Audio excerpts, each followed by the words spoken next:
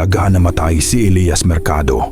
Iyon ang unang kasinungalingang pinili ng bayan upang matahimik ang konsensya nila. Matagal ng umaga nang matagpuan ang puno ng mangga na pinagbibintangan nilang sinabitan niya ng sarili. May lubid, may bakas ng paa, ngunit walang bangkay. May mga nagsabing kinuha raw ng mga engkanto. May iba namang nagsabing nagising ito at tumakas bago pa tuluyang mamatay. Ang totoo, lumayo si Elias. Sa gabing iyon na pinaslang si Lira, hindi siya umiyak, hindi siya sumigaw. Hindi siya lumaban.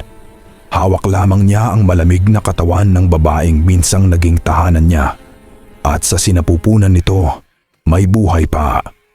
Hindi alam ng mga taga San Isidro na ang sibat na tumama sa tiyan ni Lira ay hindi pumatay sa bata. Dahil sa dugo ng aswang na dumadaloy sa ugat nito, mas mabilis ang tibok ng munting puso kaysa sa normal na sanggol. Ngunit, ang ina, tao man o halimaw sa mata ng bayan, ay hindi na kinaya. Sa huling sandali, ipinatong ni Lira ang duguan niyang kamay sa dibdib ni Elias at ibinulong, "Ilayo mo siya. Huwag mong hayaang maging tulad ko siya." At iyon ang huling hiling na sinunod ni Elias Mercado. Sa gitna ng madaling araw, iniwan ni Elias ang San Isidro. Walang dalang gamit kundi isang lumang bag, ang susi ng jeep at isang sanggol na hindi umiyak. Tahimik itong nakatitig sa kanya. Dilat ang mata, parang may alam na agad sa mundo. Naglakbay sila palayo sa albay, palayo sa mga sulo, sa mga itak, sa mga matang walang awa. Sa isang liblib na bayan sa Hilaga, nagtago sila sa ilalim ng ibang pangalan. Hindi na nagmaneho ng jeep si Elias. Nagtrabaho siya bilang karpintero, mangingisda, minsan tagahakot ng kahoy. Lahat ng kayang gawin ng isang amang ayaw makita ng mundo. Ang bata ay pinangalanan niyang Ilya. Walang apelyido, walang record, walang nakaraan. Lumaki si Ilya na parang normal na bata. Natuto siyang maglakad, madapa, tumawa. Natuto siyang magbasa, magsulat at magdasal. Kahit hindi alam ni Elias, hindi siya sakitin. Hindi siya nilalagnat. Kapag nasusugatan, mabilis maghilom ang balat. Minsan, natatakot si Elias. Ngunit mas madalas, ipinipikit niya ang mga mata at pinipiling mahalin ang anak. Hindi niya kailanman sinabi ang buong katotohanan.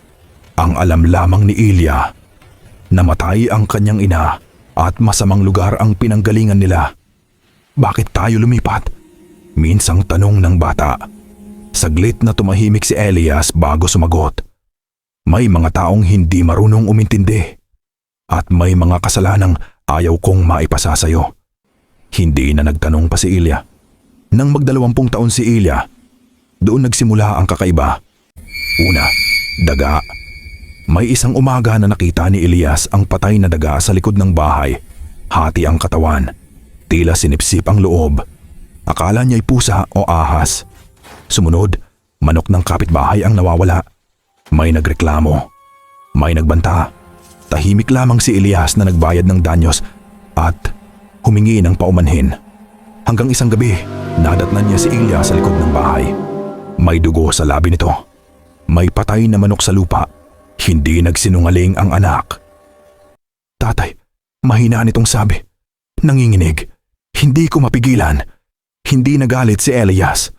Sa halip, umupo siya sa lupa at niyakap ang anak na parang bata pa rin ito. "Ayos lang," bulong niya. "Hindi ka masama." At doon nagsimula ang pinakamabigat na kasalanan ng isang ama. Unti-unting lumala ang gutom ni Ilya. Hindi na sapat ang hayop. Hindi na sapat ang dugo ng manok o kambing. May mga gabing nanginginig ito sa sakit, kumukulot sa sahig. Halos sumisigaw sa pagpipigil. Alam ni Elias kung ano iyon. Naalala niya si Lira. Ang mga gabing pinipigilan nito ang sarili. Ang mga gabing umiiyak ito sa gutom at hiya. Isang gabi, habang nangingisay sa sakit si Ilya, lumapit si Elias dala ang kutsilyo. Sinugatan ni Elias ang braso niya upang tumulo ang kaunting dugo. Ininom ni Ilya ang patak ng dugo at tumahimik. Hindi na naulit ang pag-atake ng hayop. Wala nang nawawalang manok, sa halip si Elias na mismo ang nagbibigay ng dugo. Unti-unti, palihim hanggang sa manghina ang katawan niya. Hindi niya ito ikinuwento kanino man dahil para sa kanya, ito ang pagiging ama. Dumating ang gabi na hindi na sapat ang kaunting dugo. Tumingin si Ilya sa kanya. Hindi na bata, hindi pa halimaw. At sa unang pagkakataon, nakita ni Elias ang dilaw na mata ng ina nito. "Tatay," sabi niya. "Takot ako." "Takot saan?" tanong ni Elias. "Hinihingal sa sarili ko." Ngumiti si Elias kahit nanginginig ang kamay niya. Lahat tayo may kinakatakutan. Tumahimik si Ilya. Pagkatapos ay nagsalita, halos pabulong. "Gusto kitang kainin." Hindi umatras si Elias. Hindi siya nagulat. Sa halip, humawak siya sa kamay ng anak. "Kung iyon ang kailangan mo para mabuhay," sabi niya, "handa ako." Napaluha si Ilya. "Ayoko, higbi niya. Ayokong maging katulad ng ibang halimaw." Tahimik na ngumiti si Elias. "Hindi ka sila," sabi niya. "Mas mabuti ka." Humina si Elias araw-araw. Pumayat, nangitim ang paningin. Ngunit hindi siya tumigil. Isang gabi, humiga siya sa kama at tinawag ang anak. "Ilya," mahina niyang sabi. "Makinig ka sa akin." Lumuhod si Ilya sa tabi niya. "Bumalik ka sa San Isidro." Nanlaki ang mata ng anak. "Bakit?" "Doon nagsimula ang lahat," sagot ni Elias. "Sila ang pumatay sa ina mo." Napailing si Ilya. "Ayokong pumatay," ngumiti si Elias. Isang ngiting puno ng lungkot at kapayapaan. "Hindi lahat ng pagpatay ay kasamaan," sabi niya. "May mga taong piniling maging halimaw." Hinawakan niya ang mukha ng anak. "Ubos na ako," bulong niya. "At ayokong ikaw ang maubos." Hinagkan ni Ilya ang mukha ng ama. "Tatay, gawin mo ito," sabi ni Elias. "Hindi para sa paghihiganti, kundi para matapos ang sumpa." At nang sumikat ang araw, namatay si Elias Mercado. Nakangiti, walang takot sa muka. 20 taon na ang lumipas mula nang umalis si Elias sa San Isidro. Tahimik na ang baryo. Wala nang masyadong jeep. Wala nang dumadaan sa liko tuwing gabi. Hanggang isang hating gabi, may dumating.